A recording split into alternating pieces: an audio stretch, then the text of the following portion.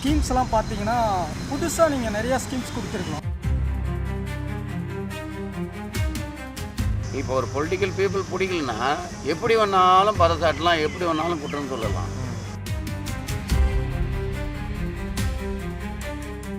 ஜனங்க வந்து ஒரு 3 மாதம் தான் நிறைவேறிருக்கு.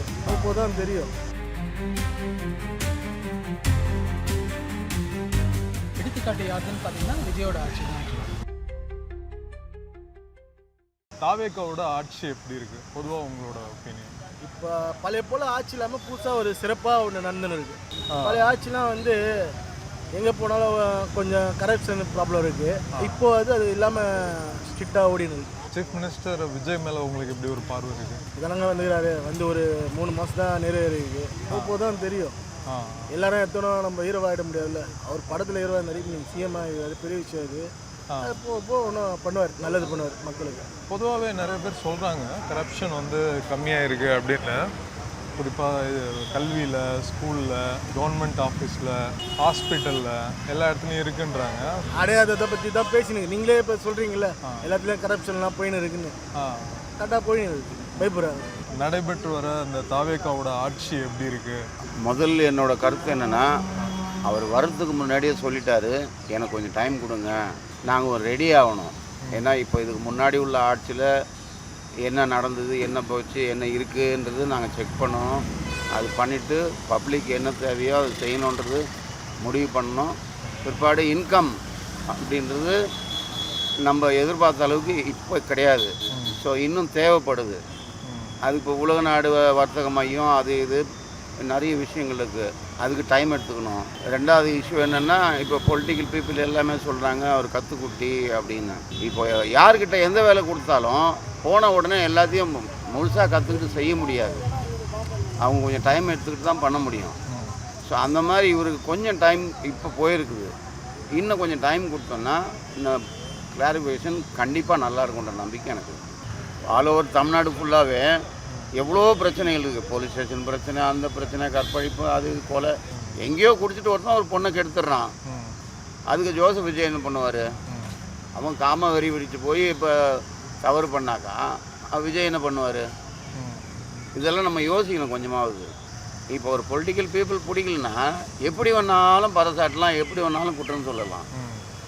ஏன் அவங்கள உயர்த்தி விட்டுட்டு நல்லா வேலை செய்ய சொல்லிவிட்டு அதில் என்ன குறையுதோ அதை கண்டுபிடிங்க. இப்போ பப்ளிக் என்ன தேவை? இப்போ டி நகரில் சில விஷயங்கள் சரியில்லை, அதை அவர் காது கொண்டு போங்க. அதை செய்யலைன்னா அப்போ நீங்கள் சொல்லுங்கள், நீ சரியில்லைன்னா அது நியாயம். இப்போ ஒருத்தர் சொல்கிறார் மது உழைக்கணும்னு சொன்னார் ஐயா ராமதாஸ். இன்ன வரைக்கும் முடிஞ்ச அவரால் பல ஆண்டு காலமாக போராடின்னு தான் இருக்கிறாரு. அதுக்கப்புறம் இவரும் படிப்படியாக ஒழிச்சிட்றேன்னாரு தளபதி ஸ்டாலின்.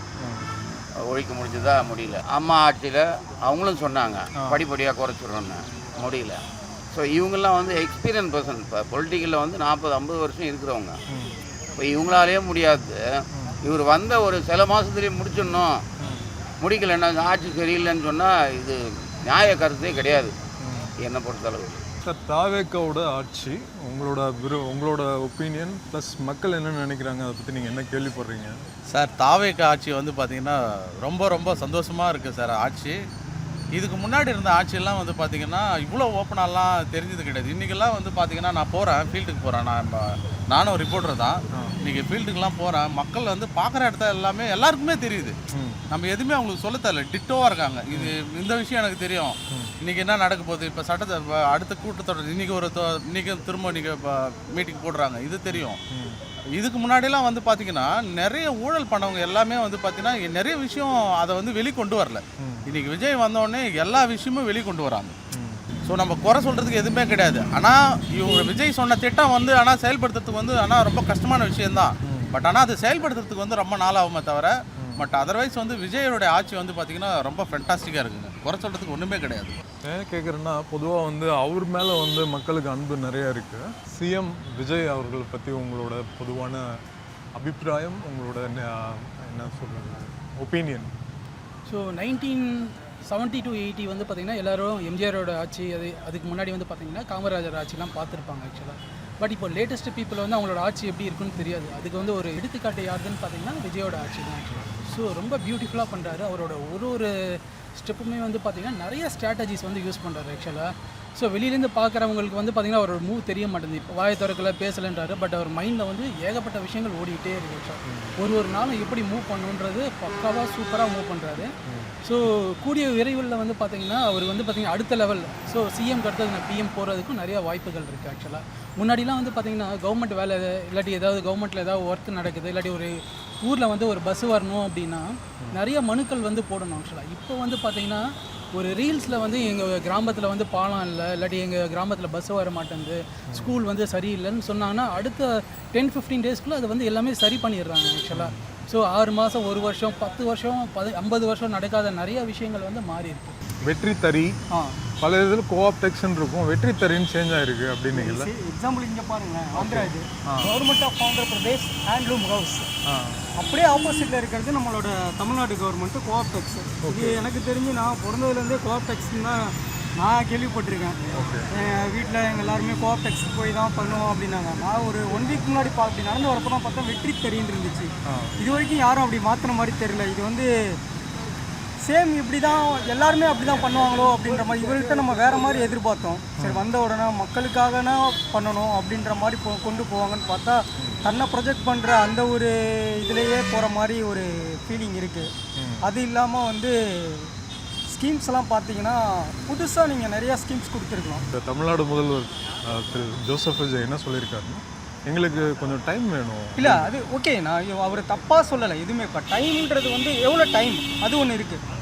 இப்போது டைம்ன்றது வந்து மக்கள் வந்து உடனே யாரும் எதிர்பார்க்கல. இன்னொன்று வந்து மக்களுக்கு வந்து அந்த உரிமை தொகைகள் அதெல்லாம் வந்து நிறையா இப்போது எப்படி சொல்கிறதுனா, இந்த நிறைய லேடிஸ் அவங்களுக்கு அந்த உரிமை தொகைலாம் அவங்க எதிர்பார்த்து தான் அதை கொடுத்துருப்பாங்க, இல்லை ஓட்டு போட்டிருப்பாங்க.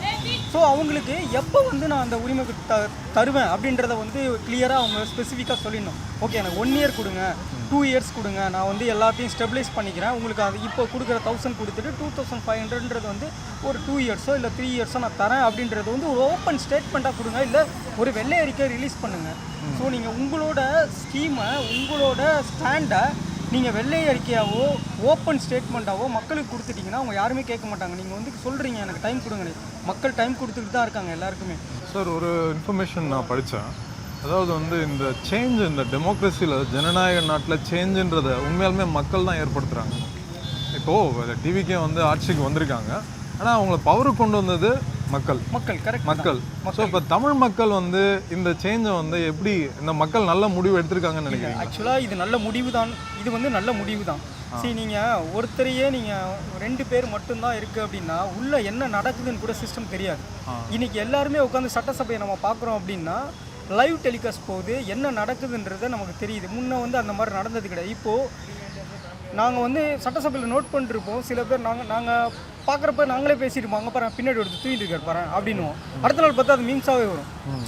ஓகேங்களா? அப்போது அங்கே உள்ளே போகிறவங்களுக்கும் கூட ஒரு அலர்ட் இருக்கும். ஐயோ நம்மளை எல்லாருமே விசிபிளாக பார்த்துட்ருக்காங்க, நம்மளை வந்து எல்லாருமே வாட்ச் பண்ணாங்க, தமிழ்நாடு மக்கள் எல்லாருமே வாட்ச் பண்ணுறாங்க அப்படின்றது ஒன்று வந்து இருக்கும். இது பார்த்தீங்கன்னா அவங்களுக்கு ஃபேவராக இருக்கிற மாதிரி ஜஸ்ட் இப்போ எனக்கு பிடிக்கல அப்படின்னா நான் வெளில வந்துடலாம் அப்படின்ற மாதிரி இருக்குது. அது பார்க்குறதுக்கு நல்லாவே இல்லை. ஏன்னா நம்ம லைவாக பார்த்துட்ருக்கோம். இப்போ முன்ன மாதிரி கிடையாது, கட் போர்ஷன்லாம் கிடையாது. லைவாக பார்த்துட்டு இருக்கப்போ ஆஹா இன்னும் இப்படி வெளில வராங்க அப்படின்ற மாதிரி ஆகிடுது. அதனால் அதையும் அவங்க அவாய்ட் பண்ணாங்கன்னா ஒரு அவங்களோட நேமை வந்து இன்னும் அவங்க தக்க வச்சுக்கலாம்.